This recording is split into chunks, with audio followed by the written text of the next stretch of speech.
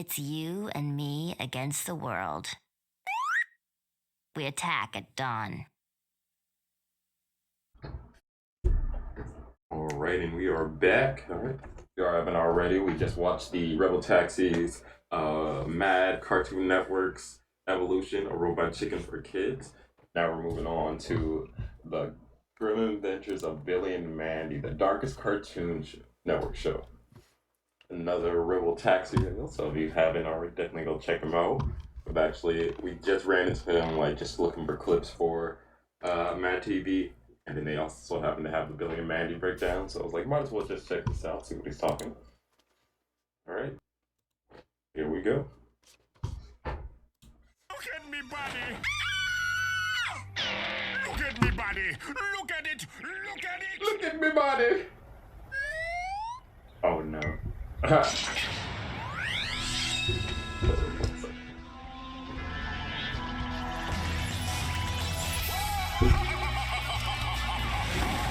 Two kids hanging out with the Grim Reaper while they use magic or meet creatures from the underworld. Yeah, that sounds okay for kids. Cartoon Network's The Grim Adventures of Billy and Mandy. It's a show that ran for such a long time, changed so drastically, had 6 seasons and 3 movies. Yet, not that many people mention how much it changed over time, but I will soon.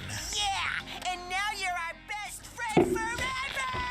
I did notice that back from watching Grim Adventures, because I loved when it was like more dark and gritty on the like first like season or 2 maybe, and then like eventually it just became like real like just hectic and crazy. I think the producers were like, yeah, we they be leaning too much, because like the earlier episodes were like almost on some current shit, like how dark some of the themes did get seen and get. So I'm sure like the producers were like, yeah, y'all gotta ease back on it, lean more into the comedy, but we were here for it all. Cartoon Network has funny shows, dark shows, but right in the middle, I say belongs to Billy and Mandy. But how did it start out? Well, let's go back to 1995 when creator Maxwell Adams was in college making a short film called Billy and Mandy in Trepanation of the Skull and You. Yes, you at home. As you can tell from this 50s propaganda film style that was retrieved from the dog's ass from the Fallout universe, trepanation refers to the ancient practice of drilling a hole through your head to get all the bad energy out. Okay. Alright, so I knew that it started off as like a short beforehand. I didn't know he had did one like in college. I knew that they did it. What was it like? What's that cartoon? Where they used to do like a whole bunch of like shorts of like possible cartoons that they could do, and then they have people vote on it. And I believe, what was it? Billy and Mandy won one of those, and was voted for one of those, and something else. It is not recommended. And that's what made it into a full show. Can I never knew about this.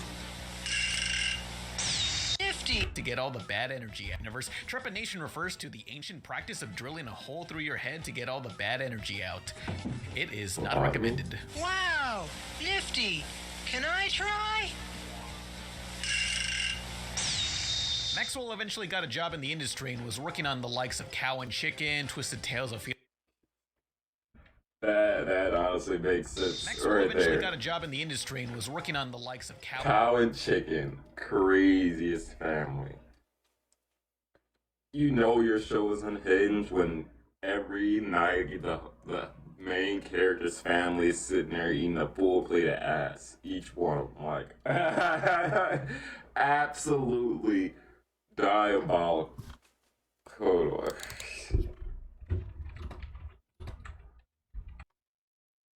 This shit right here.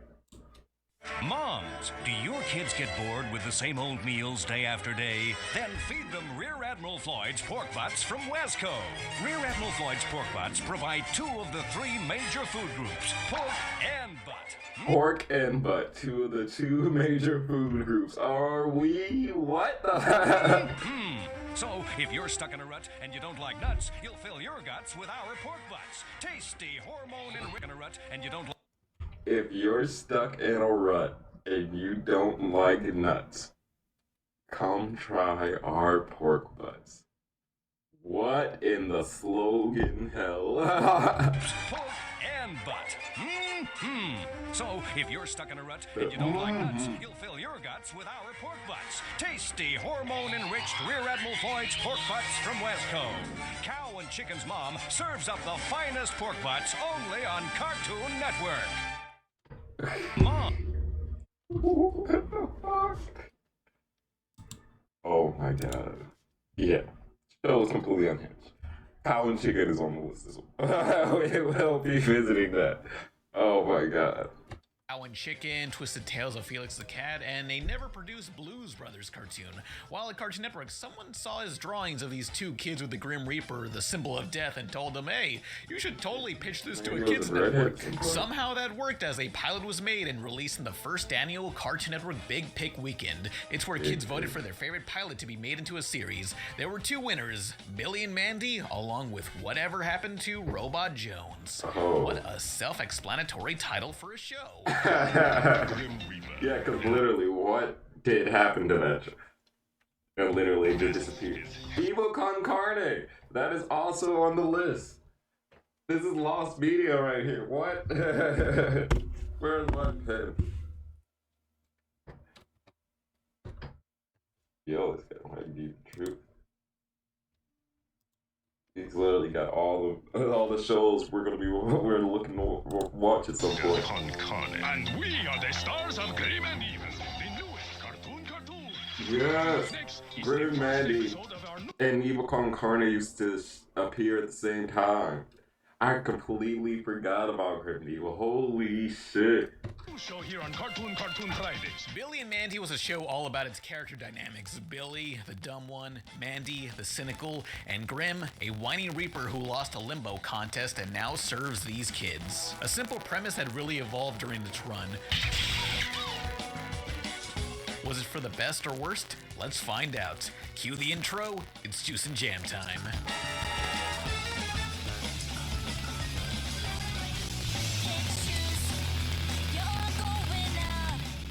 Yeah, so yeah, your intro fire, I love it. The blockbuster. I don't know when you had to record this to have a blockbuster, because I'm pretty sure all blockbusters are closed and have been for like a good couple years now. Okay, hit and run.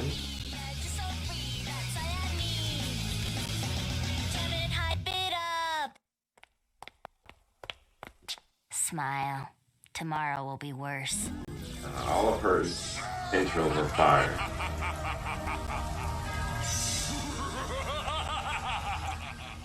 Around the 2000s, Cartoon Network liked to pair separate shows together in the same 30-minute block. Dexter's Lab was broadcasted with Dial M for Monkey and the Justice Friends, while Billy and Mandy... I knew those were original shows. So that's what because I would see like certain clips of them in the show, but I swear I remember seeing like them having like actual shows at one point. It was paired up with Evil Con Carne. Together, their series was called Grim and Evil. But let's get the latter out of the way. Once upon a time, there was a billionaire playboy who was blown up in a tremendous explosion. His brain survived. Stomach too! And was attached to the body of a stupid circus bear. I am that brain. My name is Hector Con Carne, and I will one day rule the world. The Evil Con Carne segments were about these supervillains wanting to take over the world, yet were too incompetent to do so. This brain in a jar, Hector Con Carne is the leader of the group of terrorists in a post-9/11 world. Wild. Looking back, it was a very blatant G.I. Joe parody from the villain's side. Like, that right there is straight up Destro. Come on. Another thing I didn't notice until way later was, yeah, this series was pretty damn horny on main. Like, goddamn. The mad scientist lady, Major Dr. Ghastly, cannot hide how much she secretly loves that stupid brain. Oh, Hector. Oh, Hector, you beast. Oh, Hector. Yes? Hector. Yes, what do you want? Meanwhile, in the 13th episode, she gets jealous of Agent Heidi, a Swedish spy trying to move in on Hector. Bruh. God, Voltaire ain't the only Not person that that wants to eat that irritable. brain. Did you hear that boing sound effect? There's nothing on screen that correlates to that boing. They just straight up got a boner. Oh. The show was over the top and ruthless at points, as some episodes were actually boarded by Bob Camp, commonly regarded as the creative director who made the not the titty twister. This show does give off those vibes. Yeah, Ren and Stimpy, After yeah, 3 you want to talk seasons of about. Grim and Evil, it became kind of difficult for the crew to balance between essentially 2 shows at the same time, so the 2 segments were split into their own. While Billy and Mandy lasted 6 seasons and really developed its style over time, Grim and Evil only got 1 and remained mostly consistent. We never saw what the series could have evolved into, though they did have this gradient-heavy art style change. It was a little too saturated even by my standards. I'm betting there's many younger What was fans that of Billy and scene? Mandy who have no idea Grim and Evil even existed. So, Evil con Carne became the forgotten conjoined twin that was separated and locked away in the attic. A shame. Now, let's finally talk about the other series. Grim Adventures? What did I remember?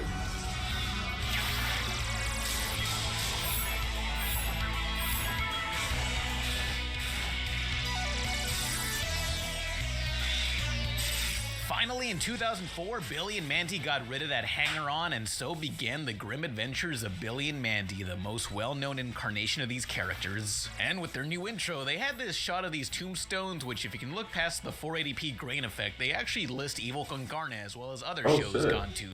So that's what Evil Con Carne, that Time Squad, whatever happened to Robot Jones?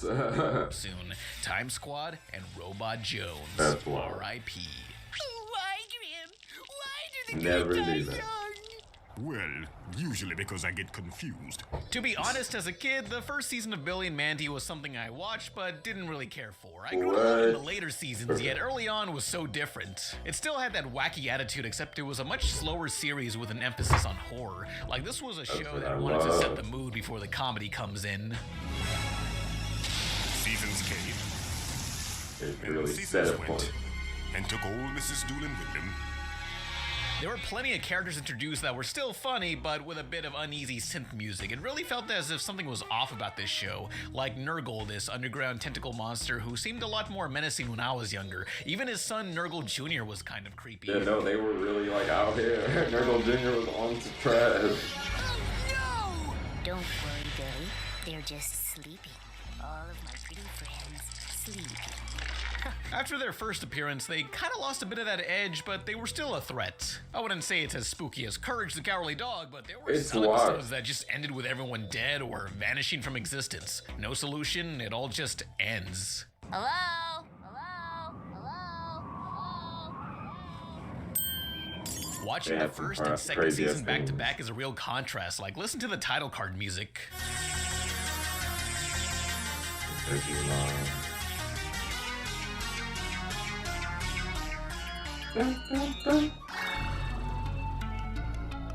Chicken balls.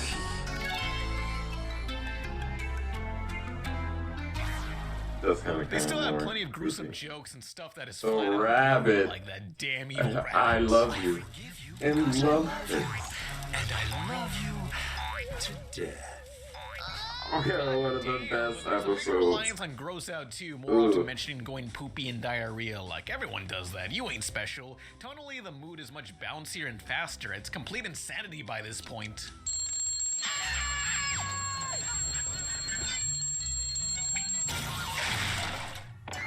Billy's awake. I can swear that kid's playing with a jackhammer. While it lost the spookiness, it compensated with more Literally. comedy. A trade-off I'm not complaining about. Law of equivalent exchange. Even watching the 6th and final season, it's still hilarious. They really stuff in so many gags and Easter eggs. But let me pause this season 1 clip where this girl can't run away from Grimm till the traffic clears.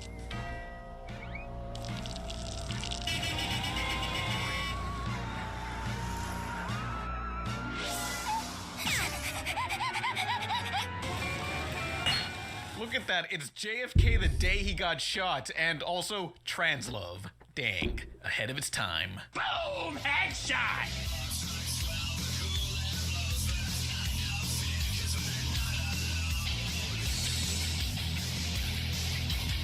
This series lives and dies by its memorable characters. Everything from Lovecraftian creatures that can't be looked at directly to blatant pop culture parodies from various movies and shows, including those of Hanna-Barbera. Don't let him get away!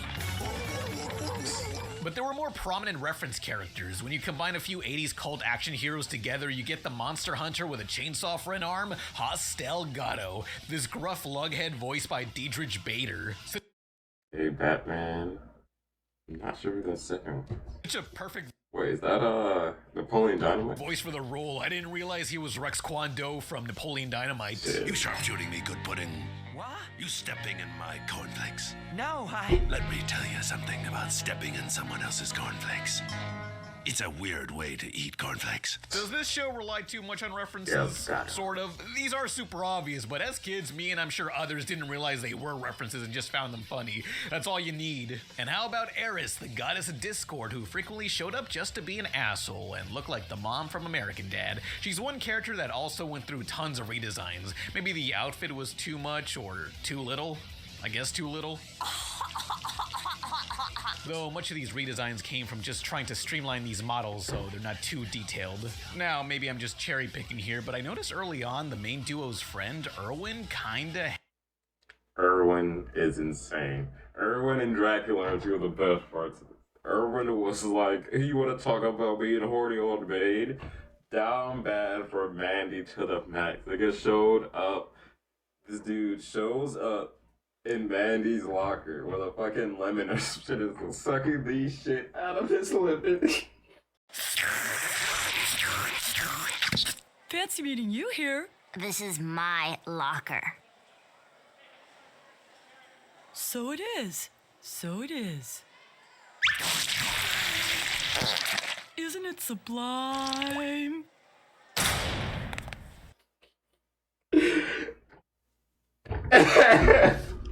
Wait, hold on. We have to pull up that scene. hated Billy and wanted nothing to do with him. It's actually kind of tragic revisiting these old episodes. He's just not the same person. Well, no, that's when Billy was just a boy. But after a few episodes with no explanation, Erwin was now on Billy's level, or maybe it was just a front so he could move in on Mandy. That's it. Like, you know, Mandy. Dracula had to show him this shit. There's no fucking way. Because what in tarnation was that? This video was kind of overwhelming to do. Like, there's so many beloved episodes to talk about. If you show someone a photo of these characters, they could probably quote something they've said. My favorite episode, the one that as a kid really made me love the show, was Tricycle of Terror. It's the ep where Billy breaks his crummy old bicycle in an accident. Oh. Oh my god! So thanks to the ghost of a British orphan, Billy gets a new bike that attacks anyone who insults it or Billy. It's like that one classic movie about the evil devil car that was alive. You know the one. There's so many more good episodes. Secret Snake Club, Keeper of the Reaper, the crossover with the Kids Next Door. Oh, and of course, anything that involves Dracula. Really good. There he is. Scream and away. Also, the Little Rock of Horrors.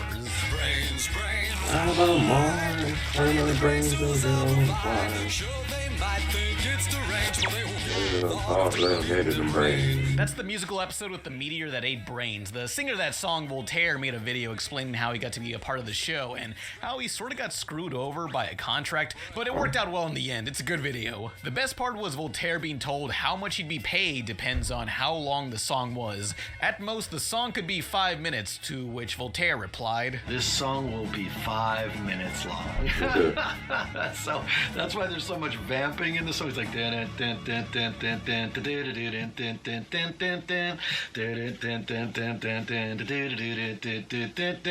well, hello, the little boy. It's a pretty interesting video. Go search it up after this, although be sure to spell Voltaire's name correctly. It's just a website. No, you typed it wrong. There are two S's. Hey now, don't look at this. This isn't for children to see. We'll cover more Billy and Mandy after these messages. We'll be right back to more of tonight's episode of The Grim Adventures of Billy and Mandy, right here on Fridays.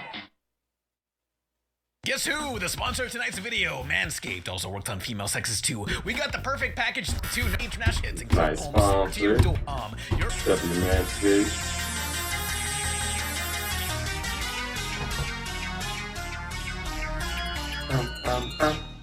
guys want to have? None of can top this next cartoon. This next Billy and Mandy cartoon. You betcha. Hey, let's hand out candy while the kids at home watch this episode. Ow! It should be me who's the keeper of the Reaper. Grim's not a toy for an idiot boy who can't even tie his shoes. If Billy wins, then we all surely lose. Oh, evil incarnate, evil incarnate. I get it. By the way, here's some concept art. That down there is his stomach. It's not a different body part. That confused me too as a kid. Now, I'm expecting a lot of comments that'll say, man, cartoons can't do this messed up stuff anymore, which, no, they can still do that. You watch Infinity Train? Fantastic show. Season 3's goddamn nuts. No spoilers. Which reminds me, while I did love Billy and Mandy growing up, I eventually lost interest. Part of it was for the Keeper of the Reaper episode. I like music. Fred Burger. I can spell my name really good. F-R-E-D. F-R-E-D. B-U-R-G. Stay quiet. Yes, be quiet. That introduced Fred Burger, a new character voiced by C.H. Greenblatt, who previously worked on SpongeBob, but later on became the creator of Chowder and Harvey Beaks. Fred was so funny, he briefly became a sort of mascot for the channel. What? Yeah, it's kinda true. Let me explain. Ooh. Cartoon Network City. Next time, I decide what we're doing. Here's some backstory. Do you remember 2005, the best year of Cartoon Network ever? That was during the CN City era where during commercials we saw all these characters coexisting. This was the peak and could never be topped. Nice chatting with you. Whatever. Thanks to streaming and TV playing more commercials now, bumpers became a dying art. That city looked expensive, which is why the following summer of 2006 was a letdown. That year I came home from the last day of school and was ready for Cartoon Network summer with all its new city bumpers, only to see this. I like music. I do. I like music that goes like la la la la la la la la la la la la la la la la.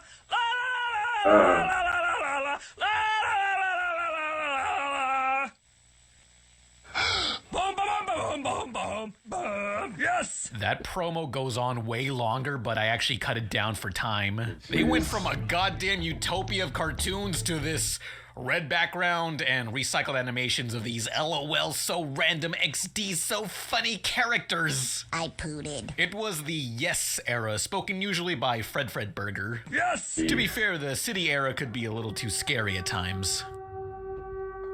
In my restless dreams, I see that town.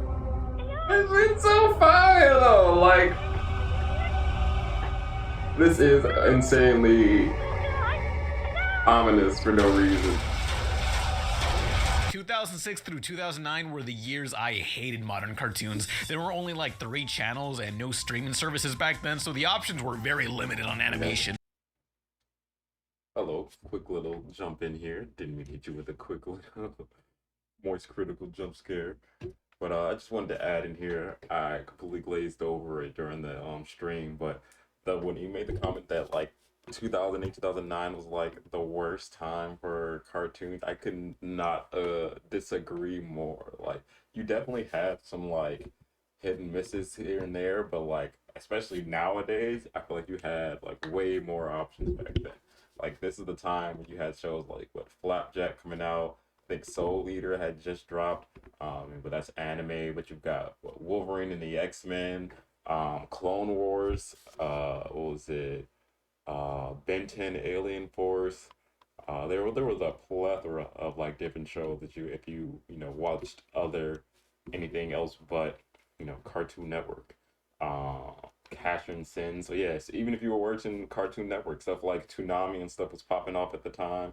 So yeah, just to say like, oh yeah, there was no other shows on at the time, I feel like was a complete oversight. We just weren't watching stuff at the time because Michiko and Hatching, The Penguins of Madagascar, which is probably one of the better movie to TV show shows. We won't talk about Bamble and Chum Chum. Oh god.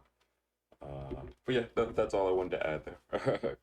It truly was a terrible time to be alive, and it was all thanks to that damn green elephant. I have to make poo-poo! Well, really, it's not Fred's fault. I was just growing up and was seeing differences in these cartoons I wasn't used to. I think we all go through that phase. During this time, I missed out on a lot of good stuff. Phineas and Ferb, Ben 10, Chowder, Flapjack, Clone Wars, Total Drama Island. Even the last season of Billy and Mandy I missed out on. But how about we close this video off by discussing the TV films? They're almost as good as the cinematic classic Exploding Penguins 3, Total Annihilation.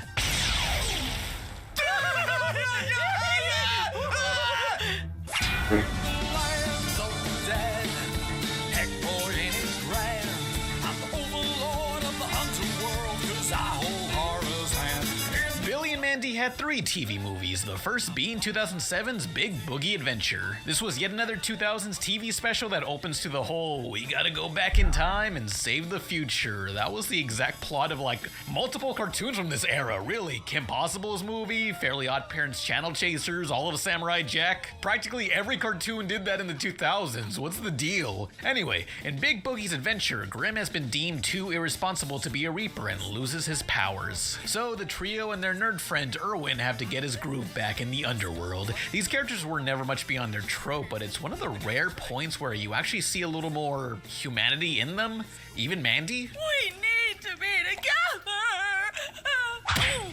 Billy's always fine. Behind the constant cynical attitude, these characters generally do care for each other. It may not look much better than the show at first, but they got a little more ambitious with these camera shots. It almost could be something made for theaters. This is possibly amongst the better Cartoon Network movies, but we got 2 more to discuss. I'm afraid I've Rat the Spider the Queen. Wrath of the Spider Queen. Like how I worked the title in like that? Huh? He said the thing. He said the thing.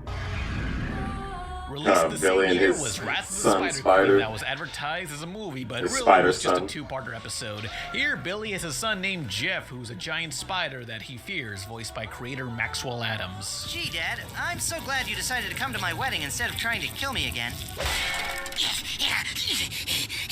There it is, the Spider Palace. He'd be on that Jeff plans on spider's marrying the evil ass. Spider Queen who wants to rule the mad world. shit. It's a good 2-parter, but not as grand as Big Boogie's Adventure. Hell, it's not even as good as Big Boogie 2988's Adventure. Shut up, Boogie, or I'll come over there and make you shut up.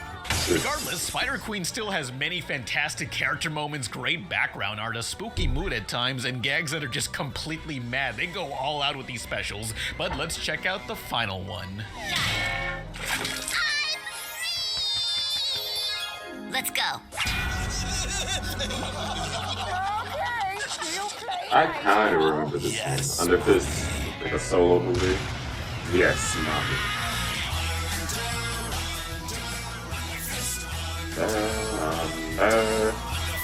But there was one last movie / special. Yeah, Erwin got for mommy Dopey powers. This is 2008's Underfist Halloween Bash. Underfist! Yo!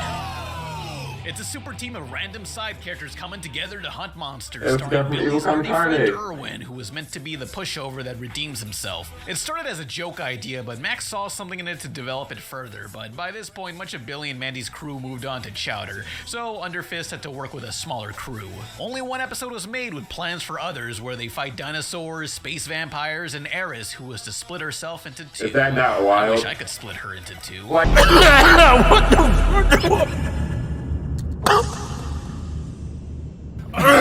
Oh shit! That's a wild shot right there. What? Broke up with her. Oh, and a new love interest for Erwin named Nephthys, an ancient Egyptian bounty hunter. Sounds cool, but it just wasn't meant to be.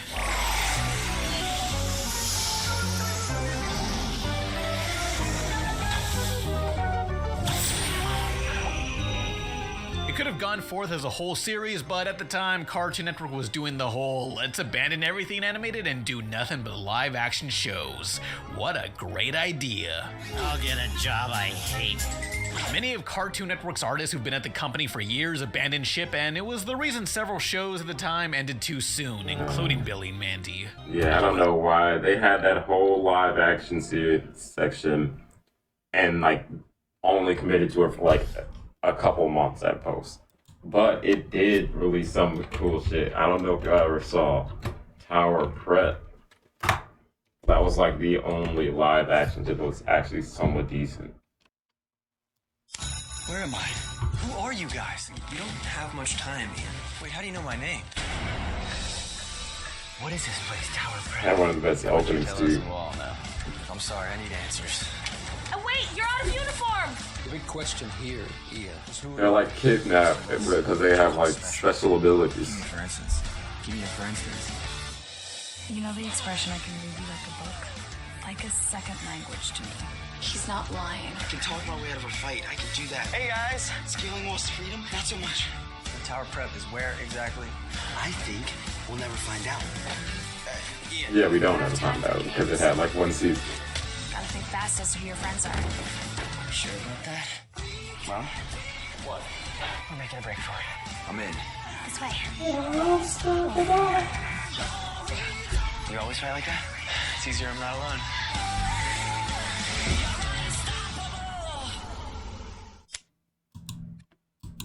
Tower Prep is about the individual.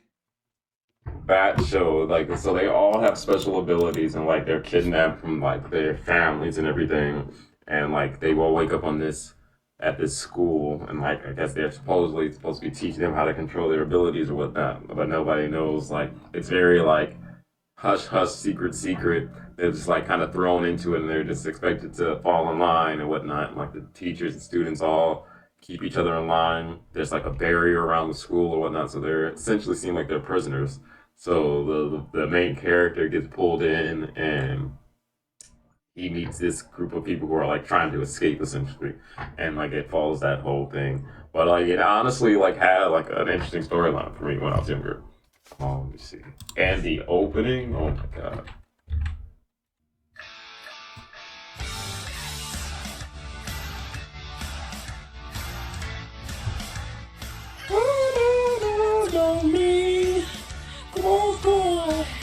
Be strong. Where am I? Say.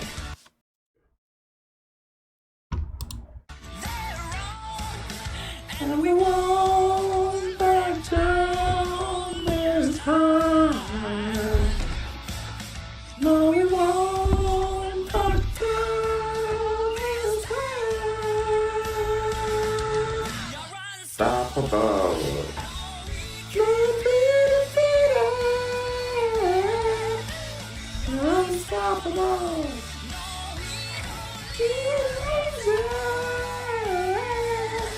Unstoppable. Oh, this is not good. Going to go tight, you heard our prayer. Stones may hurt, but we don't care. Back down this time. No, we won't. This time. Unstoppable.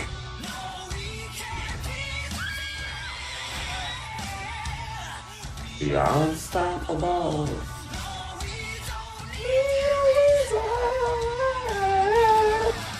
Unstoppable. No, we don't need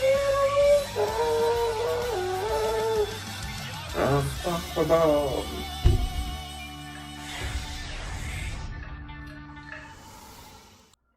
Like, I had that on my playlist. Well, 6 seasons is a pretty good run for this show.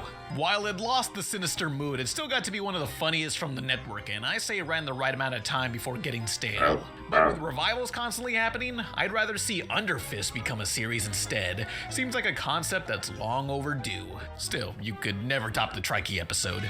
Sorry, Trikey. You're monkey people, all of you. And thus our story ends. If you've been paying attention, it's because you're a nerd with nothing better to do.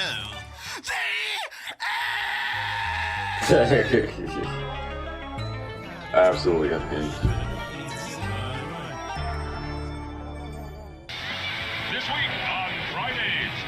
Another banger from RebelTaxi.